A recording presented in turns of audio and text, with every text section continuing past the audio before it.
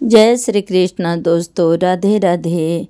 आशा करती हूँ आप लोग स्वस्थ होंगे, मस्त होंगे और अपने अपने कामों में व्यस्त होंगे। और व्यस्तता के साथ साथ भी आप लोग एक कथा सुनिए जो सुमेधा, सोमवंत और भद्रायु की कथा है।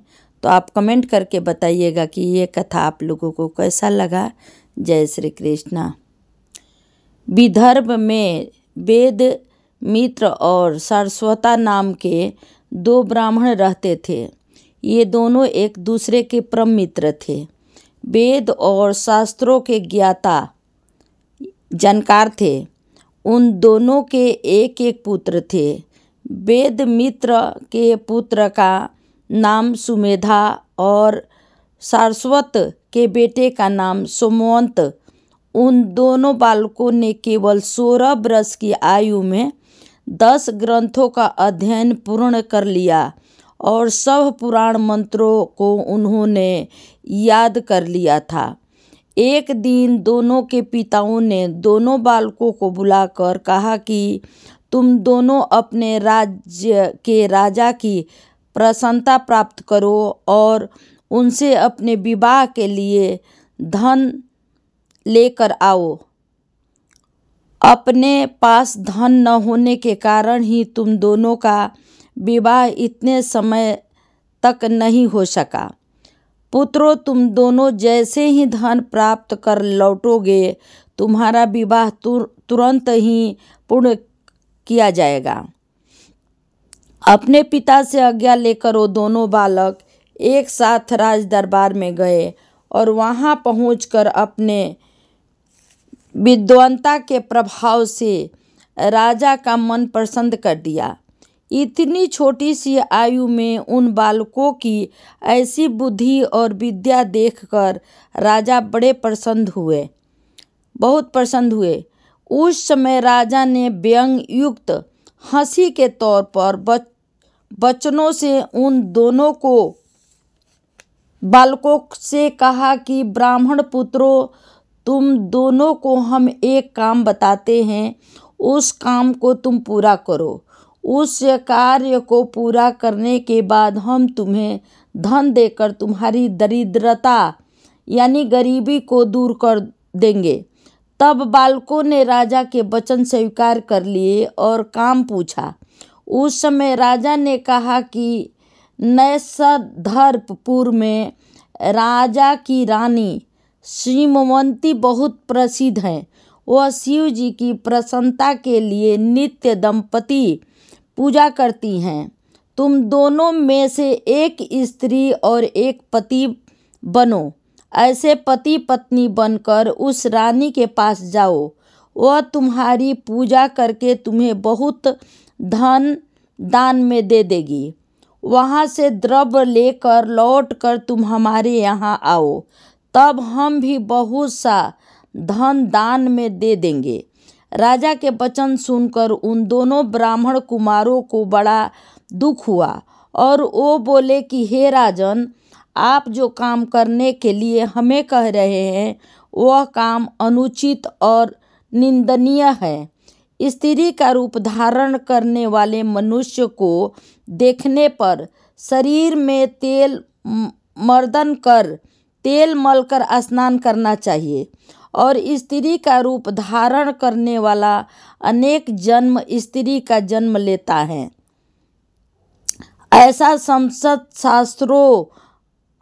शास्त्रों का सिद्धांत है। इसलिए राजन, हमारे द्वारा यह कार्य होना संभव नहीं है।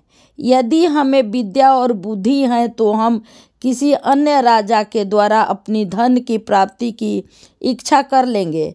हमारी विद्या ही हमारी माता है। यह समस्त गुणों की खान है।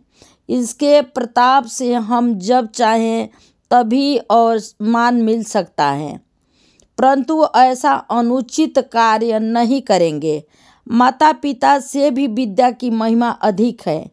इतनी विद्या और ज्ञान प्राप्त करने के बाद यदि हम ऐसा अनुचित कार्य करें तो हमारा जीवन व्यर्थ है। उन ब्राह्मण बालकों ने निश्चय युक्त ऐसे शब्द कहने पर राजा ने आग्रहपूर्वक फिर समझाया और कहा कि बालकों, यदि तुम हमारी यह आज्ञा पूरी नहीं करोगे तो तुम्हें राजदंड भोगना पड़ेगा। तब भयभीत और लाचार अवस्था में उन बालकों ने राजा का कहना मान लिया और तब राजा ने उन्हें दोनों रूप धारण करने के लिए दोनों प्रकार के कपड़े और गहने दिए। तब सोमवंत ने स्त्री का भेष बनाया और सुमेधा ने पुरुष का। दोनों पति पत्नी के रूप में नैषधपुर को चल दिए। कुछ दिन के बाद वे रानी सिमवती के यहाँ जाकर पहुँचे और सोमवार के दिन पूजा के समय सिमवतिनी के सम्मुख उपस्थित हुए और अपनी इच्छा बताई। इस दोनों को देखते ही सिमवती ने अपनी बुद्धि की चतुरता के द्वारा यह समझ गई कि यहाँ कुछ छल कपट हो रहा है और उनके मन में इसके लिए हंसी आई। तो भी रानी ने इन दोनों को शिव पार्वती मानकर विधिवत इन दोनों की पूजा की और उन्हें उत्तम प्रकार के गहने दान देकर रुचिकर पकवान तथा व्यंजन बनाकर उन्हें भोजन कराया और श्रद्धा सहित शिव पार्वती रूप से उनकी पूजा तथा सत्कार करके दान दक्षिणा देकर उन्हें विदा किया।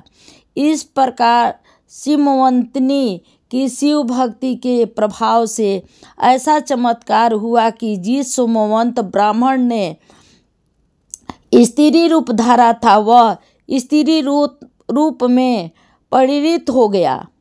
वे दोनों वहाँ से चले तो सुमेधा आगे और सोमवंत स्त्री पीछे इस प्रकार चले जा रहे थे।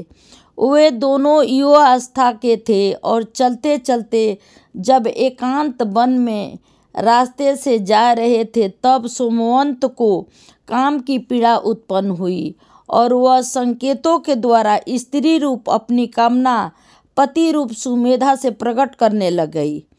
उसने कहा, हे प्राणनाथ, इस वन में एकांत स्थान है, यहाँ बड़े बड़े संघन वृक्ष हैं। इस स्थान पर तुम मेरी काम इच्छा की पूर्ति करो। ऐसा एकांत स्थान देखकर मेरा मन इस समय बस से बाहर हो रहा है। मैं सचमुच स्त्री हो गया हूँ। यदि तुम्हें विश्वास नहीं हो तो मेरे पास आकर मेरे सब शरीर के अंग प्रति अंगों को स्पर्श करके देखो, तब तुम्हारा संशय दूर हो जाएगा।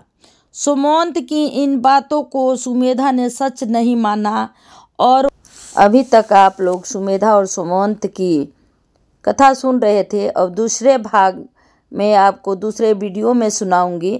अभी यहाँ तक बस यही है कि सुमंत और सुमेधा स्त्री और पुरुष हो गए। तो यहाँ तक ये कथा आप समाप्त कर रही हूँ। जय श्री कृष्णा, राधे राधे। दूसरा भाग आप लोग जरूर सुनिएगा। जय श्री कृष्णा।